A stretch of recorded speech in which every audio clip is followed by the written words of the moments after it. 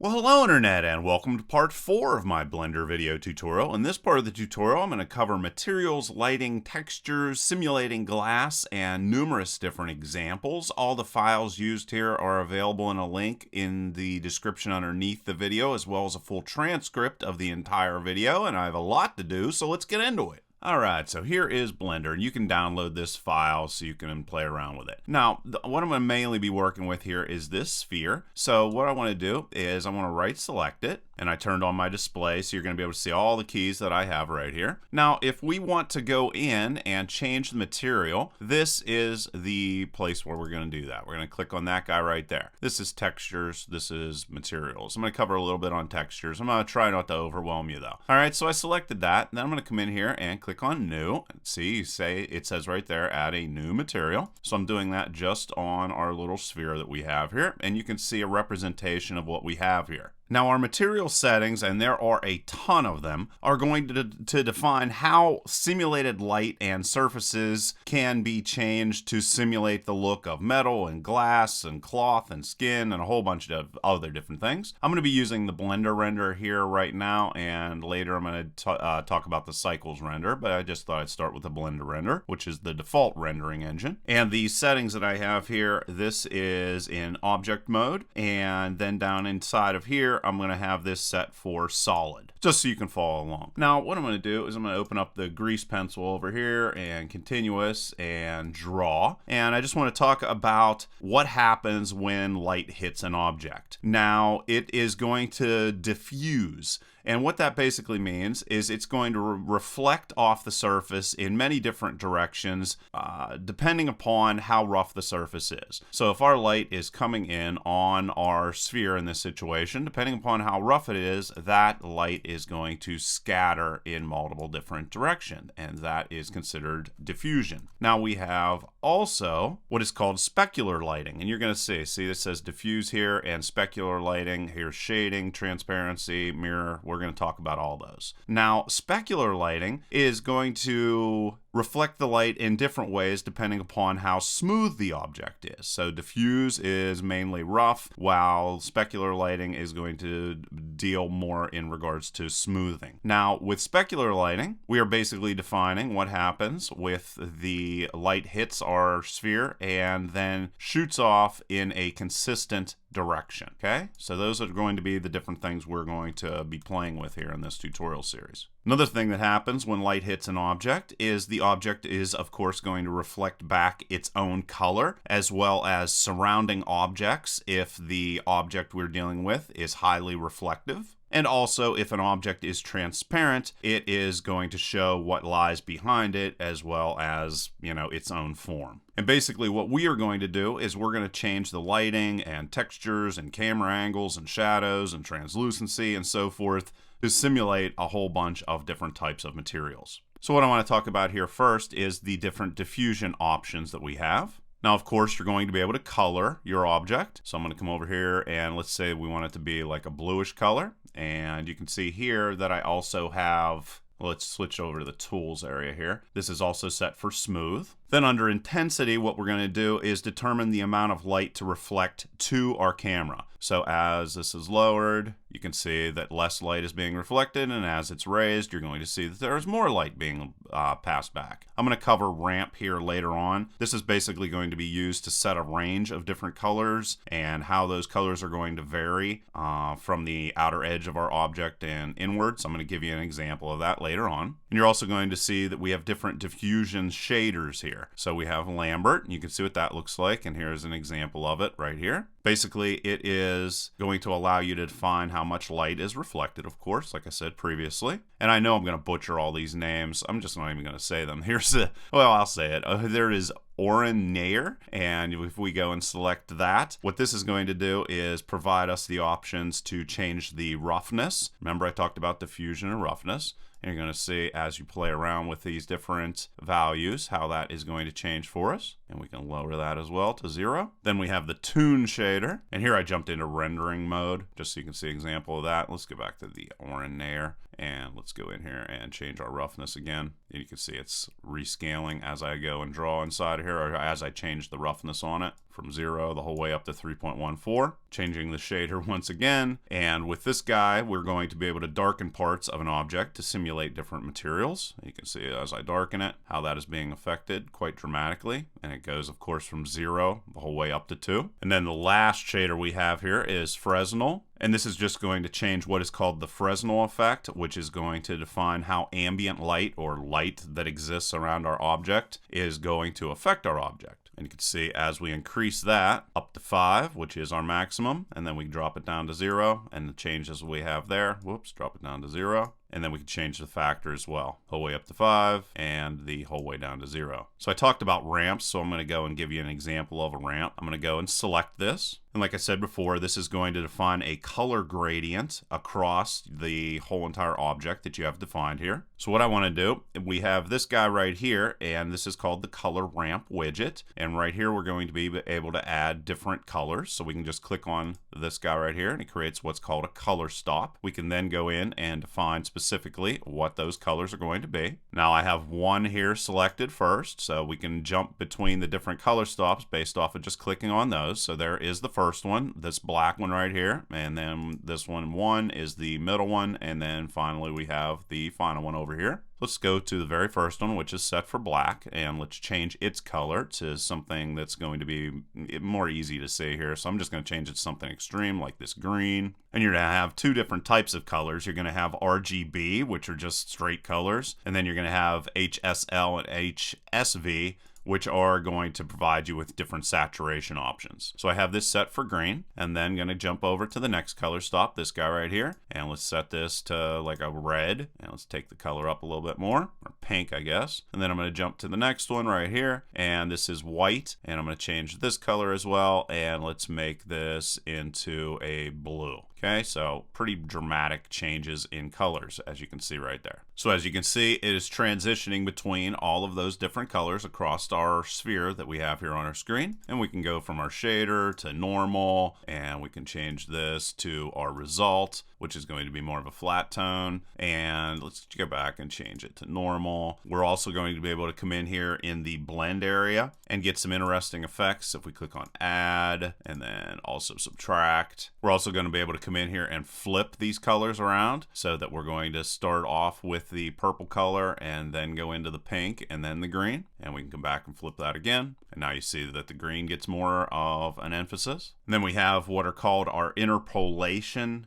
options, and basically what those are going to do for us is just to define how we are going to transition between all of the different colors using different functions. And you can see cardinal and linear and B-spline. These are just names of functions that are going to basically transition between these colors in multiple different ways. We're also going to be able to come down here for position, and we're going to be able to change the positioning between our color stops. So let's come down here and move it down. You can see how that is being affected pretty dramatically. And of course, we can select the different ones we have here. Let's go to the middle one and drag that down as well, and so forth and so on. Let's change this to linear, and let's change this back to mix to give it more of a smooth look. We're also going to be able to change the alpha for this guy if we just click there. And like I said before, blend is just going to provide numerous different ways of blending the color across our color ramp. Okay, so there is a bunch of stuff, and I'm going to turn that off because it's kind of distracting. All right, and you're going to be able to do similar things with our ramp here, actually exactly the same things, but this is going to be in reference to our specular lighting, which, like I said previously, is going to represent the object's highlight, this guy right here. Now, in regards to the different shaders that are provided for specular lighting, you're going to have the Cook Torrance shader, which is going to be used to give a plasticky look, as you can see right there. The Fong shader, as I selected right there, is normally used for skin and organic surfaces. Blend is going to simulate how light is going to bend whenever it is reflecting. And the hardness down here that we're going to be able to mess with is going to make our light source glow smaller as the hardness of our object increases. And then also if we go in the opposite direction, of course, the highlight is going to get bigger. Okay? And IOR down here, which is an abbreviation for Index of Refraction, is going to allow us to change how much the background is going to be distorted based off of the highlight hitting the surface of our object that we have set here. And of course, there's more shaders. We're also going to have Tune. You can see that that's a very, very stark highlight like you would see with a cartoon cell shading. And then you have Ward Isotropic, which is going to be used for things like metal and plastics. Down here where we see shading, we're going to have a whole ton of other different options. We're going to have Emit, which is going to define the amount of light to emit from our object. You can see that that's getting more and more intense as we raise it, and less so as we lower it. Let's lower it down a lot more. Ambient is going to define how the different available scene lighting effects are going to affect our object that we have on our screen. And just so you know, if I come in here and jump out of the rendering mode and select this lighting up here, I am using a sun lamp in this situation because I thought that basically worked the best for what I was trying to preview here. Let's jump back over into this guy and jump back into the rendering. You can also may have noticed down here where we have our shadow, this is very stark. That is because I'm using the Blender render. We're going to be able to get cleaner shadows whenever we use the Cycles render, but I just wanted to cover everything, and that's the reason why I'm covering this. Also down inside of shading, we're going to be able to change the translucency, which is going to define the amount of lighting behind the object that is going to show through. We can raise this. I'm not going to see that dramatic of an effect, however, because we're going to mainly simulate transparencies down here in the transparency area, which is the reason why it's called transparency. If we come down here and click on shadeless, this is going to make the lights and shadows that we have here have no effect on our object. Tangent shading is going to intensify our highlight, as you can see right there, causing quite a mess. And tangent shading does normally cause quite a mess, so we don't really play with that very much. And then we have cubic interpolation, which is going to smooth the transitions between our light and shadow. As you can see there, it's very subtle, but there is a little bit of smoothing that goes on there. All right, so now let's talk about transparencies, and then I am going to come in here and actually create or simulate glass inside of this scene using the glass that we created in a previous part of the tutorial. Let's come up here and change this guy so he's not quite so nasty looking. All right, so, let's also increase the hardness on this object. Okay, so now what I want to talk about is transparency, and to get the transparencies to start to render or to simulate transparencies, we're going to check this guy. Mask right here is going to mix the colors from the background along with the colors of the object to simulate transparency. Z transparency is also going to mix those object colors with the background colors to create a transparent look. But what I really want to focus in on is the Raytrace. Now, to make the object transparent, first off, you're going to have to go to the alpha and lower it below 1. And as you do that more and more and more, you're going to see that the background is going to show up. See, there is the background showing up behind our object. Fresnel over here is going to define how transparent an object is, so we can increase that, and you can see that it's getting more and more transparent, and you can see that it's digging, like right here in the center, how transparent it looks. It's a pretty cool effect. Specular in this situation is going to define how quickly light is going to be absorbed, and we can use this to simulate thickness of an object. So we can go and lower that, and you can see that our object is looking more and more slight, and then increase it the whole way to 1. Get that definition. Blend is going to blend between our transparent and non-transparent surfaces. Down here, once again, IOR is a reference to Index of Refraction. And just to keep that simple, it's just how much of the background is going to be distorted whenever it passes through our object. So if we go and increase that, you're going to see a lot of distortion as we increase it. And then as we lower it down, you're going to see much less. Okay? And I'm just going to keep it at 1 in this situation. As we increase the filter option, the more we do, the more of the base color for our object is going to overpower the scene. As you can see, as I'm raising it, it is getting to be a darker and darker blue. And I'm just going to lower that down to 0 once again so it has less of an effect in that situation. Fall off is going to once again give us or provide us the illusion of thickness for our object. So we can raise that, and it makes the object seem more and more thick. It's going to look a little bit better whenever we go and have more complex objects like whenever we create the glass, which I'm going to do here very, very soon. Limit is going to determine at what thickness an object loses its transparency. Depth is going to set the maximum number of transparent surfaces a light ray can pass through for our object. And then over here with gloss, as we come in here and change the amount, this is going to cause blurring between the object and the background behind it. As you can see, as I'm lowering that, let's lower this below 0. You're going to see a lot of distortion. Kind of a little bit picky, so I'm just gonna go and get rid of that, raise that the whole way up to 1. And then the other two options that we have here for gloss is threshold, which is going to limit an object's shape's influence on our gloss, and then finally samples is going to define the complexity when determining blurriness. Kind of a messy type of thing, and it's better to do some of these different effects using our cycles renderer, which I'm going to cover later on. So now why don't we go in here and let's take the glass that we made in a previous part of the tutorial, and I'll show you how to use all of these different surface materials to actually make it look like it's made out of glass. So here it is. Here is our glass that we made previously, and I'm going to make it look like glass. If we go in here and render it, you can see it looks nothing like glass. So that's not good. Okay, so the very first thing I want to do, let's zoom out of here and find our lighting, and I'm going to jump over into object mode. And I'm going to select our lighting right here, and I want to use Hemispheric Lighting.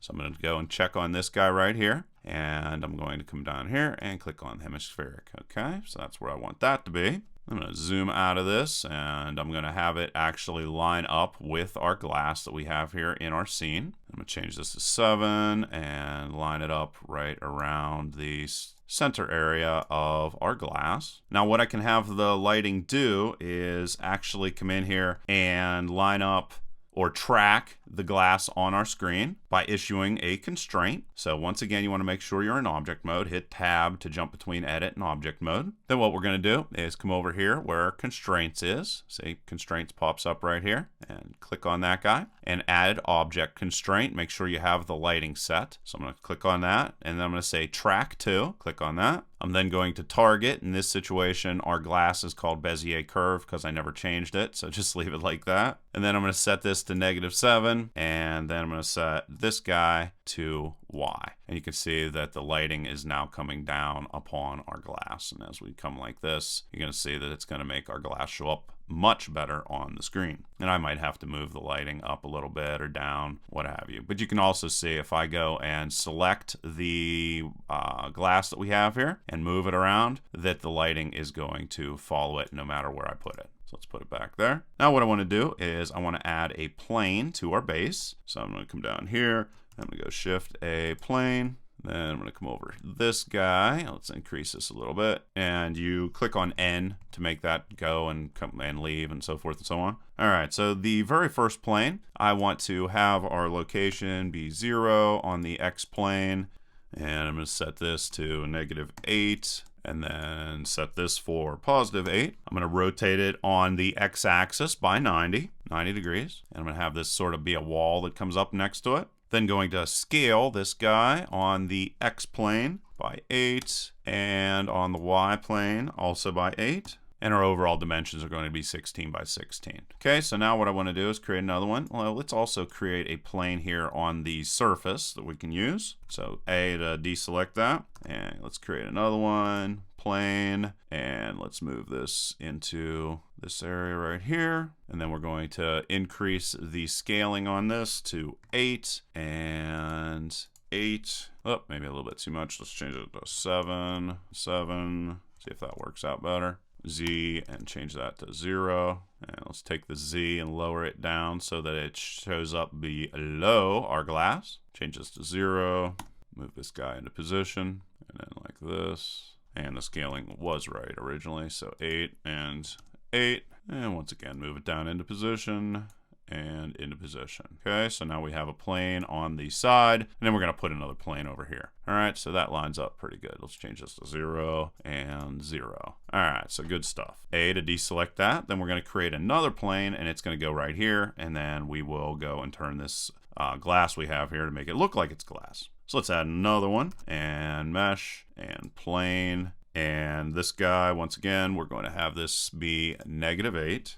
Yeah, let's put it over on this side instead. Y is going to be 0. Z is going to be 8. I'm going to rotate it on the x-axis by 90, just like I did before. Rotate it on the z-axis also by 90. There we go, got that to fit in. And then I just need to scale this. So we're going to scale it 8 and 8. And there we go. Now we got that in place. All right. So now we have our glass with the different planes everywhere. So it's going to line up a lot better. Now what I need to do before I go and do anything else is we have to add materials to all these different positions. So I have this guy selected. So I'm going to come over here, click on materials. And I'm going to go new, and I'm going to give it like a brownish color just to give it some type of weird color. Maybe like that, and let's lower it. That kind of looked a little bit good. All right, so we got that. I'm going to also add a material here, so new and material. And let's go and give it sort of a brownish color again, but let's make it maybe a little bit darker than we had previously. And then to do something fun, let's go with this guy. Let's just go new, leave it with the default. And then what I want to do is add a texture to it just to do something different. Once again, the textures are right here. So we can go texture. And I'm just going to use an image. I'm going to cover more on textures later. So I'm just going to come in here and go new texture. And then what I can do is I can have, there's all kinds of different things so that I can create all these different options we have here, but I'm just going to leave this be image. And then down here, I'm going to open up an image, which is going to be wood. And whenever you're importing images, you just want to make sure that the size of it is divisible equal by 2. So you want to basically import images that are going to be 200 by 200, 400 by 400, and so forth and so on. I'm going to go and open one of those up. So let's say I want to use a 400 by 400 wood. I'm going to get that selected. That's a PNG file. We can come over here and render this out. And you're going to see there are our walls, and there is our wood texture that we have underneath our glass. Maybe we want to change this a little bit. Go and select this guy, jump back over in materials, and maybe make it a little bit darker or something. I don't know, like that, and render it. There, that's a little bit more like what I was looking for. Now what I want to do is I want to come in here and make the glass actually look like it's made out of glass. So I got this inside of here. I got that selected. I'm going to come in and I'm going to go new under materials, and I want to come in here to specular, and for hardness, and I want to set this to like 300, which is going to give it more of a reflection. So there we go. Change that to 300. Then what I'm going to do, I'm going to do most of my work down here inside of the transparency area.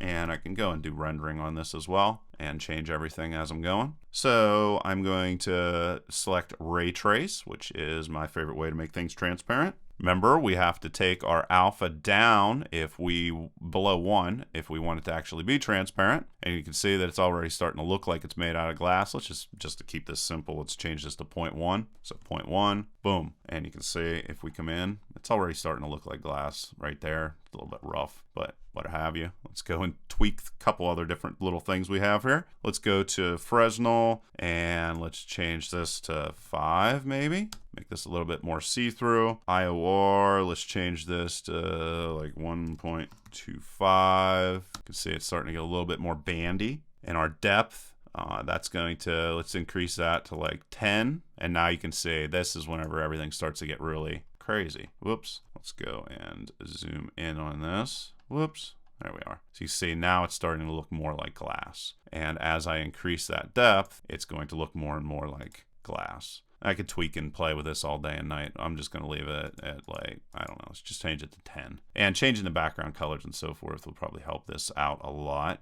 I could also maybe come down here and play around with tangent shading, which sort of emphasizes the highlights on our glass, as you can see right there. I don't know if I like that or not, but there we go. And there is how we can simulate glass inside of Render. All right, so later on I'm going to talk about the cycles renderer like I talked about before. It's a little bit better in regards to different rendering options, but I just wanted to cover all of the different material effects and then touch upon lighting and texturing just to keep the overall tutorial interesting. So hopefully you guys enjoyed that and found it useful. And like always, please leave your questions and comments below. Otherwise, till next time.